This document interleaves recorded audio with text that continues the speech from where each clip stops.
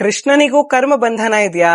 ನಾವು ಹಲವಾರು ಬಾರಿ ಕ್ಯಾಶುಯಲ್ ಆಗಿ ಮಾತಾಡುವಾಗ ಹೀಗೆ ಹೇಳಿರ್ತೀವಿ, ಕರ್ಮ ಕೃಷ್ಣನನ್ನು ಬಿಡ್ಲಿಲ್ಲ ಅಂತ. ಆದ್ರೆ ಭಗವದ್ಗೀತೆಯ 9ನೇ ಅಧ್ಯಾಯದ 9ನೇ ಶ್ಲೋಕದಲ್ಲಿ ಶ್ರೀಕೃಷ್ಣ ಇದಕ್ಕೆ ತುಂಬಾ ಕ್ಲಿಯರ್ ಆದ ವರ್ಣನೆಯನ್ನ ಕೊಡ್ತಾರೆ. ಅವ್ರು ಹೇಳ್ತಾರೆ, ನಚಮಾಂತಾನಿ ಕರ್ಮಾಣಿ ನಿಬಧ್ನಂತಿ ಧನಂಜಯ ಉದಾಸೀನವದಾಸೀನಂ ಅಸಕ್ತಂ ತೇಷು ಕರ್ಮಸು ಅಂತ.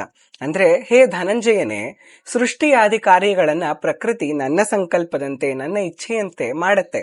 ಆದ್ರೆ ಆ ಯಾವ ಕಾರ್ಯಗಳು ಕೂಡ ನನ್ನನ್ನ ಬಂಧಿಸೋದಿಲ್ಲ. ನಾನು ತಟಸ್ಥನಾಗಿ ಇರ್ತೀನಿ, ಅದರಿಂದ ನಿರ್ಲಿಪ್ತನಾಗಿ ಅಂದ್ರೆ ಡಿಟ್ಯಾಚ್ಡ್ ಆಗಿ ಇರ್ತೀನಿ ಅಂತ.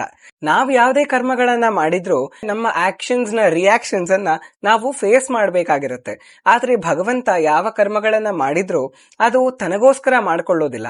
ಸೃಷ್ಟಿಯನ್ನ ಮಾಡಿದ್ರು ಸಹ ನಮ್ಮಂತಹ ಜೀವಿಗಳು ಮೋಕ್ಷವನ್ನ ಪಡ್ಕೊಳ್ಳಿ, ಆಧ್ಯಾತ್ಮಿಕ ಪಥದಲ್ಲಿ ಮುನ್ನಡೆಯಿರಿ ಅನ್ನೋ ಉದ್ದೇಶದಿಂದ ಮಾಡ್ತಾರೆ.